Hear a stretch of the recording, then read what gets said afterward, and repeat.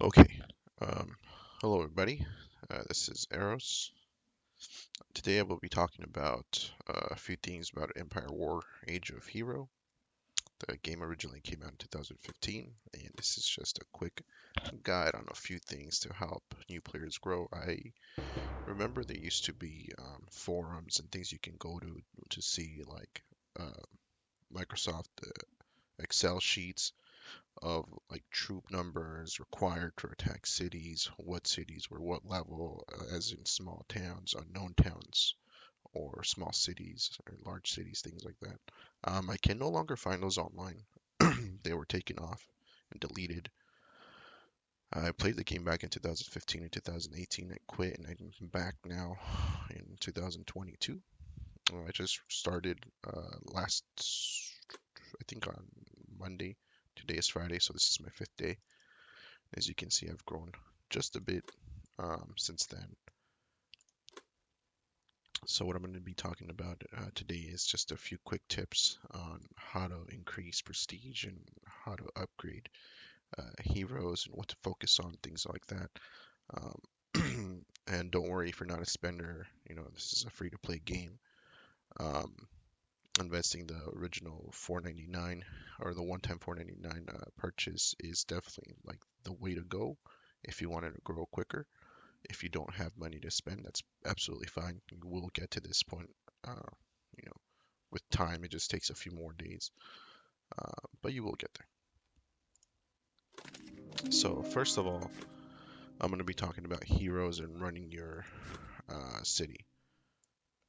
So first of all, you want to set up your city. After the walkthrough gives you basically like uh, you got to build houses, you got to build barracks, you got to build one of each other, one of these buildings, and you got to go to your farms and outer city and build the farms, sawmills, quarries, and mines and all that stuff. That's all easy, basic stuff, so I'm not going to be talking too much about that. The main thing I'm going to be talking about is in here. What you want to queue up, what you want to focus on early game, and then what you want to focus on after early game. So the server is about a month old now, and I'm late to the server, but it's the only server available, so this is where we're at. Um, so after you get to like the initial playthrough of, uh, you know, basically getting one of these buildings and getting your barracks up and houses, all that stuff, the main thing you want to worry about is having enough population to get your barracks running. So right now I have all my houses at level 8 or 7 and upgrading to 8 right now so I can get higher population. And what we're doing here is, when we click on the house, we click upgrade or um, basically, yeah, upgrade. Tells you how much time it's going to take. Then your alliance will help you by clicking the help all button. This will make the time go by a lot quicker when there's help from your alliance. So you want population so that you can build stuff, right? So you can queue up stuff. So right now I have about 8,000 archers in queue, over 10 barracks. I did have one extra barrack just to have like an extra troop, like maybe make legionnaires or light cavalry or anything else, right? Anyways, so the way you want to do this when you are about to basically make troops, you want to have enough population. I have 20,000 idle population, so I can make about 10,000 archers if I have the materials for it, or I can make depending on how many people it requires, um, something else. Anytime that I want to make troops, I want to make sure they have the highest bravery hero as an official, right? So you have, for example, we have Goddess of Wisdom here. Politics is 100, Bravery is 90, Wisdom is 226. So everything here tells you exactly what uh, it's used for. So like politics will increase the speed of the output speed of your basically your buildings, the farms, the quarries, all that stuff. It's the output that you're getting from it. Right. It also increases your building speed. So anytime you increase or you want to build something like the houses they were building, right, the building speed is increased 100%. So it lessens the time that you have to queue it up for. Like instead of taking 5 hours, it might take 3 hours instead, right? The higher the politics goes, the more building speed and the higher output you get from the city. Um, this coincides directly with the bravery. Training speed is 90% because her bravery is only 90, right? And research is 226 because her wisdom is 226.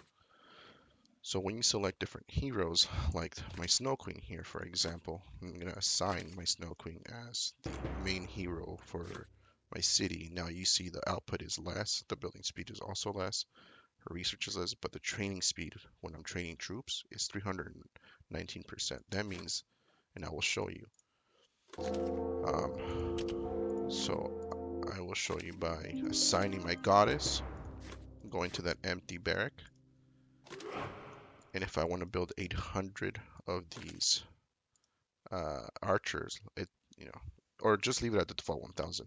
It takes 1 day and 22 hours per barrack to build 1,000 troops per barrack, right? So that's a lot of time. That's almost 2 entire days with her training speed and her the gear she has on and all that stuff. But if I assign my Snow Queen and I go into my barracks, click on archers again, and this is for any troop, but we're using archers as an example.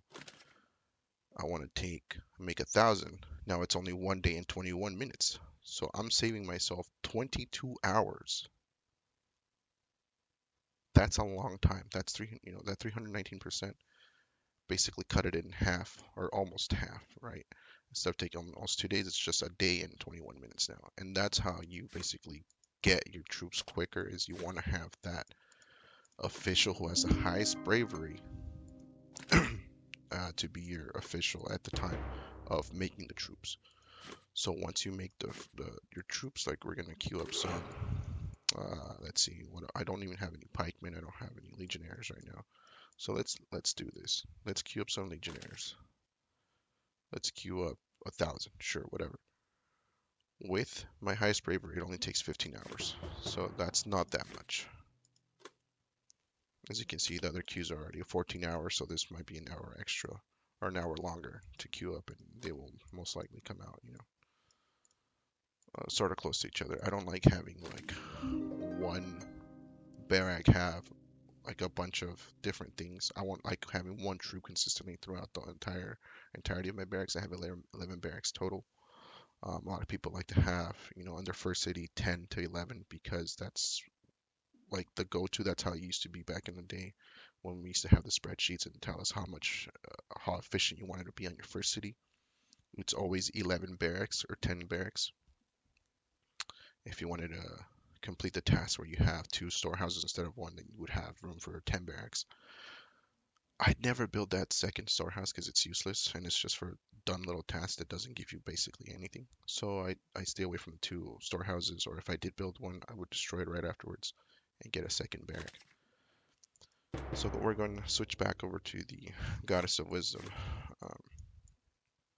And as you can see here, for when you're building houses or anything like that, you're able to speed it up and use like hourglasses and stuff to cut down the time. I don't have a lot left. I have a little bit of the smaller times, but the big time I don't have a lot or any, so I don't want to spend the little ones. I want to save that for later, for when I'm struggling, I guess. Currently, I'm not struggling, and I have enough troops to basically attack county cities. Um, so I've been farming these county cities, these 4 right here, and they're usually at the 5 marks. So like 155, 455, and you go 5 down. There's another, or 10 down. Sorry, there's another one. 155, 465, and you go 10 down again, and they're just kind of like all over the place at the 5 marks, right? This one's 145, one's 475, and you're always going to see them with coordinates of 5. So that's how you find these quickly. And when you attack, you always want to have your highest bravery attacking as well, because the higher the bravery, the higher the troops attack will be as well. and your loyalty. When it comes to your loyalty, like leadership, not loyalty, your leadership, sorry. So this for every, as you can read here, when you're military commanding, is for every leadership point a hero has, their bravery and wisdom buffs will have an effect on 100 troops. So that means that my leadership right now of 303 will have that effect on 30,300 troops. So this leadership, I need to increase it so that it covers more of my army while I'm attacking, right? That's definitely what I want to do, and that's what I'm going to focus on. Um, if you're a big spender, you can buy materials, you can buy the packs that have all the materials that come in, build better armor and stuff. Like this is the best piece of armor I have right now, the Night King boots. It's in epic form. It's really decent because it has 39% attack, and then all of this applies to your troops. They also go directly with leadership. So 39% attack will go through to 30,300 of my troops. The rest won't get the buff.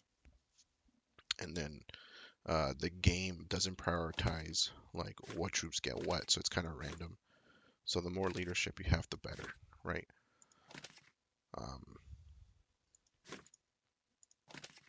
and yeah, these like mounts and gear, it helps a lot because as you can see, there's a bunch of percentages that like come into play here. Um, so and that this percent goes directly into like the bravery. So like attack will go directly into bravery. Uh, all this attack will also go directly into the bravery, and increase the entirety of your of 30,300 or whatever number would be here. Um, would cover all those numbers of your military, and I'm going to show you what we have here on the server. We have some really big players right now that started, the beginning of the month. Have some really good power. They have some really good heroes. 726, like this guy here has a lot of loyalty. So this is just the base loyalty. When you have gear that increases loyalty as well, or leadership, sorry, I keep calling it loyalty. When it increases leadership like this, 73, then every piece of gear has leadership that will add on to that. Right, it will add on to that leadership ability. Also, too, when you research it in your academy, there is a leadership bonus. So this will increase 10%, right? Every one of these leadership skills is 10%, I believe. Yeah, it goes all the way to 100%. Increases your hero's loyalty by, this much. So this is definitely something you want to start researching early on. Like right now, I'm focusing on like attack and defense because I just got started a week. I'm a week into this game now, or not even a week. It's 5 days, and then so far I have decent power. I have decent army for 5 days starting. Um, there's so many tactics that a player uses to gain so much prestige and power and resources early on in the game. A lot of the top players, like we used to do, is we used to create accounts on multiple devices and create those as our farms. And a lot of the big players will do that, and I've marked a couple of them to like show people like exactly what that is. Let's see. Uh, where did I see those players?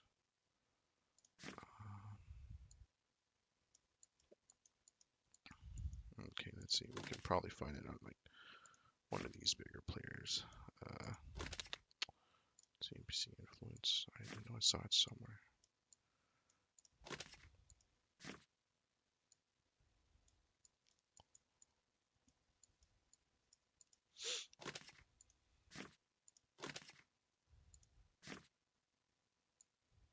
Okay, like this right here. These are all little farms. As you can see, they're kind of just like they're all in like one alliance. They're all different accounts, and they're all about 86,000 to 90,000. Um, or and it tells you that it farms. But a lot of players do this, or a lot of high-level players do this, where they create little farms around them, different accounts. and they will only spend like the first $5 on them and then just leave them there because each one of these can have up to 3 million resources with just $5, right? You spend 10 minutes on them, get them to where they need to be, spend the 4.99 on each of these accounts, and then you become a big player like this. Like this becomes a huge advantage over other players. When you do this, you create yourself farms. You make it so that you know that you have resources to depend on, because they refresh daily. It's 24 hours of refresh time. Anytime you farm one of your own farms, you take away all the resources. It has 24 hours to basically give you all the resources back, um, or like regrow all the resources. So like let's say mine can handle 622 capacity limit, 622,000. It takes 24 hours for this to become that basically, right? Or sometimes it takes a little bit longer. So it can also be boosted by your boosts in game, all that stuff.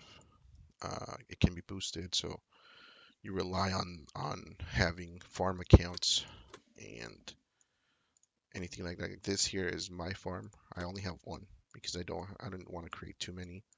Um, Creating an extra city definitely helps when you rank up. This also helps you create more troops at once. So right now at this city, I just built it. Um, I have 13 barracks on this one. I'm working on the houses, getting them higher up right now because I want that population to be there for when I'm ready to build something here or like to make troops here,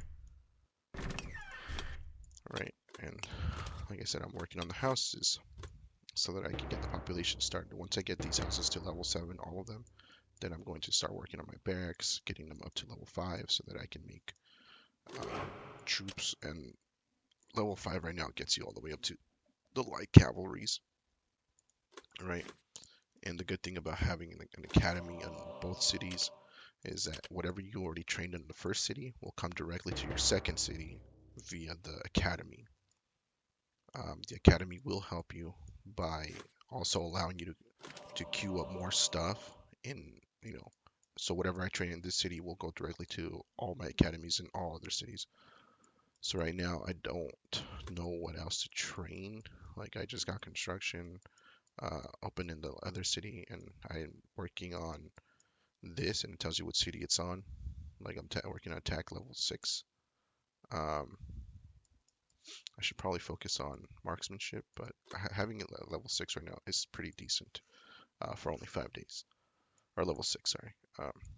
So I'm probably going to work on my marching speed, and that's what we clicked on. Uses up your silver, but the higher your research is, the better off you're at when you're attacking other cities. Um, like going back to creating troops, you always want to you always want to queue the same amount of troops in each barrack. So like I start at like 1. It's a little bit of a thing with me, but like if I know how much resources I have, like I only have 800 right now, so I can make I'm gonna multiply this. So 1 times 350 is 350, right? If I put 2,000, it's gonna go to 700,000. Um, Oops. Let's see. So right. So 2,000, which I can't. Um, so it's 1,000 per. But if I wanted to, right, 1,000 this one, 1,000 the next one, this will be another 350. So you just keep adding up. When you have the correct VIP um, in game, so there's this VIP privilege that allows you to train more troops. The higher VIP you go. Uh, let's see. So when you hit VIP level 4, you get advanced skilled training. And what that means is when you go into training here, like I can click on anything, there's advanced training, requires VIP 4 to activate. When you hit the advanced training button, it does the same thing that you do on the one barrack that you click on to the rest of the barracks, as long as you have the population and the resources to do so.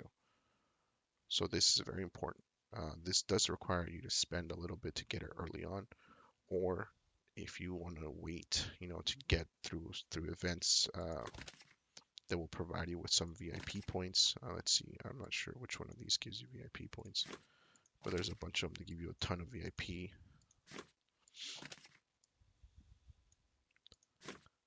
Like, not sure there. None of these are giving VIP points right now, but there are a lot later on when they come that will give you VIP points that you basically collect from your treasures or things like that. They'll be here and they'll say like plus 1000 VIP or 100 VIP or things like that that you will be able to use later on. So like if I went to treasure, the shop, you can probably see like these right here, right? They're each 1000 gold to buy yourself, or you can wait for events. Which, if you're not a spender, then you want to wait for the events to give you those. There's some that give you, up to 5,000 VIP points. There's some that give you like multiple of the 1,000, so you get like 2,000, 3,000 total VIP points per event. And this will take a while, but if you're not a spender, this is the way to do it, is through the events. And like I said, you want to get to VIP 4 so that you get that advanced training. When you click on, if I wanted to do 800 archers in this barrack, and right, I would click advanced training instead of train, put 800, and when I click train on there, it does it to all my available barracks. So this is a quick way to train your troops, and also a very quick way to not have to click one by one by one by one. Go each one and click 800 on each one. That's very tedious and annoying. So I'm glad that the game put that in there for us. Um, okay, next thing I'm going to talk about is your muster field, right? Very important. You always want to have your muster field to be a little higher than what the troops you have. So like right now, I don't have more than 50,000 troops, I don't think. 50 something thousand. If I want to send all my troops out, then I want to have a level 6 barrack to suffice me. Every level of barrack is another 10,000 troops. So right now I can send a max of 60,000 troops to basically fight. And I can send 6 times that. So like I can send 6 different heroes to each carry 60,000 troops is what it basically means. So like if I was going to attack that one with 60,000, I can do that. I'm going to attack this one with 60,000. I can do that. I can attack this one with 60,000. I can do that. And I can do it to a max of 6 because that's what my the muster field level is. So, up to 7 armies. When you upgrade to level 7, it tells you right there. So you can send up to 6 armies, troop limit 60,000 each. Occupants required. This is just for how many people it takes to work here, basically. But yeah, the villa, when you're not attacking or when you're not training troops, you always want to have the hero with the most politics and the most wisdom to run your city. That increases or decreases the time it takes for anything to be built, any sort of construction to be built. It also decreases the time for your research, right? And like I said earlier, with the 319% bravery, it reduced almost in half the time that it would take for our troops to bake. Same thing with the wisdom on research. You always want to have the highest research to get the better results in the quickest time for research. The next thing we're going to talk about is we're going to go and attack. We're going to attack something. We're going to attack this county city because it's actually, yeah, no, we're going to attack this county city. So this is going to be a fake occupy is what it's called. And for this fake occupy, I'm just going to send everything that I have, right? I'm going to only send 1 scout because that's usually what I do. Just send one army. And we're going to see what we get. I already attacked it earlier, so it's kind of weak probably. And now I'm going to explain the 2 types of attack that we have in game. Or it's actually more than 2, but this is the 2 that you generally want to use to farm, to get materials, to get resources. Most importantly is you want to get food to sustain your troops early on in game. You want to get the most food you can to sustain your troops so that they don't basically they don't run away. You don't have disasters and things like that. You want to have enough food to sustain yourself, especially if you're not farming so much. You want to have enough food. And then after this, I'm going to talk about farming in wildlands and the quickest way to farm. But here we go. So sorry, this is a little sideways, but this is how we're going to do it. So I already have in my tactics for my muster field, I already have it set to where my peasants are going to go move back and everything else is going to defend. My archers are going to focus on the first unit that comes is going to be the cavalry. So I'm going to end round and I'm going to let it happen. And you will see that because the distance from here to my archers isn't enough, my archers aren't attacking. Archers have a distance of 1200 plus whatever bonus you have from your research in distance, right? So the distance from here, from the starting point to my troops, is 3400. So whatever the move, this cavalry just moved, he probably moved like 1500 here. So I don't have enough. I'm not meeting the 1500 range to attack it. So my troops did not attack. They will attack now because they met that requirement. I'm going to move back and focus on the armored cavalry because armored cavalry hit really hard if they get close to you, and they take a lot less damage than any other troop uh, that comes this way. The hardest ones are rams, but there's no rams in this city, so we're not going to focus on that right now. But there we go. Move on to the next round.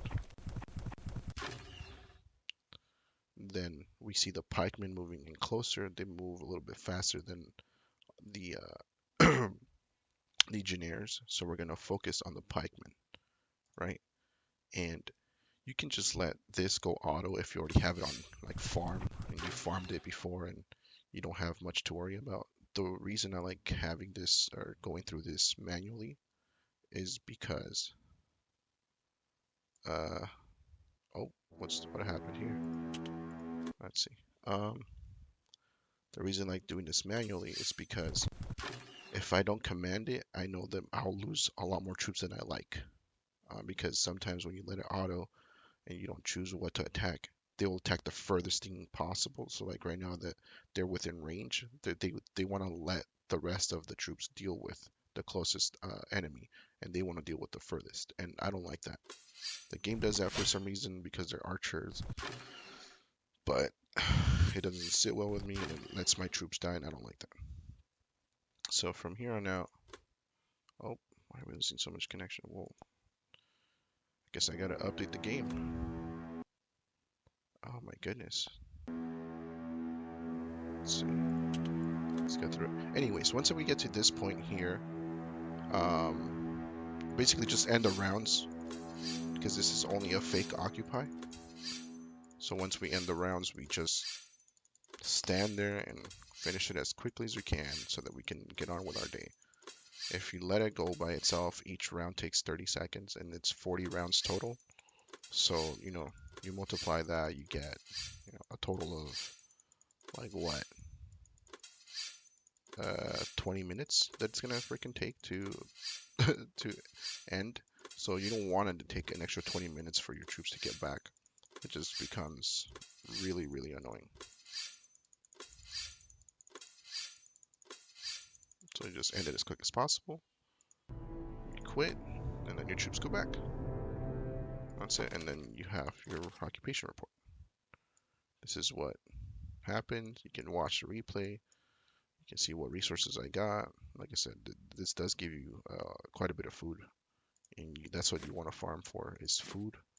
The rest of the stuff comes the same way.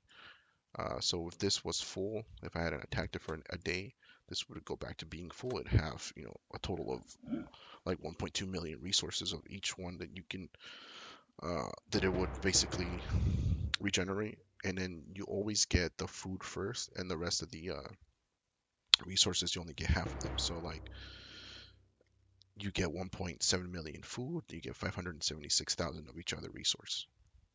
That's the max you're gonna get per attack, right? And then of course That's for county cities and large cities and things like that, level 10s. County cities count as level 10. Um, NPC cities, like this small town here is a level 10, and this is a level 10. They say it's level 11, but it's really level 10. The reason they say level 11 is because when you take one of these cities, the farms are level 11, but everything else is level 10. Um, or you can get unlucky. Once you destroy the walls, it destroys everything else inside and lowers the level. So like if I was to occupy this and like do a full occupation where I want to make the city mine, I have to destroy the walls and lower the prestige, or not the prestige, the loyalty um, of the city. So once it gets to loyalty 0 or the morale 0, then I can take the city, right? Once I take the city, I have to break the walls to lower the morale. Everything else inside the city breaks down into a lower level. These can go all the way down to level 6. So it's level 10 now. Everything inside is level 10, just like what you see here. It has a similar thing, like where it has barracks, it has houses, it's got everything. It only has one barrack, I think, that's level 10, and everything else is houses because it has a ton of population. So you gotta just go in and destroy the houses and stuff like that. But you can get really unlucky once you capture it. You'll get a level 6, right? And that's really annoying. So you want to hope to get lucky and only have it drop to like level 8 or 9. Some of them only drop to level 9, so it only requires one level to increase. Um, okay, so let's see what else. Oh, okay, so um, that's basically occupying, and then you have uh, plundering barbarians. Barbarian towns are basically the weakest NPCs that you can find because they don't have walls uh, like other NPC cities do. They do have walls per se, but they don't have the high end like trebuchets, rams, or ballistas in them. All they have is just troops, and that makes them the weakest, right? So when we attack this for farming, we don't want to deal with the walls because there's nothing to um, get from that unless you're planning on farming them for silver. But even when you do that, you will lose troops no matter what. So we're gonna plunder this, and I'll show you guys a way of what I do to plunder, um, or when I plunder these things. I think we lost all our. Oh yeah, we lost all our leftover legionnaires there, and I don't mind. We can always make some more, but we will plunder this. Um, it, I mean, you don't really need this many troops, but like, I'd rather just have them all go out. It doesn't really matter to me right now. I've been farming level 10 barbarians since I had like 9 or 10,000 archers. So when you have a strong hero, you need a lot less troops to do stuff with. When you have a stronger hero, you know, it makes everything better. But if you don't have a strong hero and you basically only have a hero like, let's say, like one of these guys, you get lucky and you get a 3-star hero. Well, you put everything you can on him, like weapon wise and gear wise and mount wise, and you level him up, things like that. You still want to get their bravery up as high as you can. Right, the game is cool enough to when you log in the first 7 days, it gives you a really nice chest or vest, a purple vest and a purple weapon to get you started. Um, and you equip those on your heroes. It also gives you a mount, I think. And you equip those just to basically give you the upper hand on them. It used to be that you didn't have those, and you would like struggle to kill these NPC towns and cities and all these things. I remember struggling with, 20,000 archers to tackle level 10. Like that was hard back in the day before they introduced, these 5-star heroes that you can buy, and then they introduced all the armor that you can buy.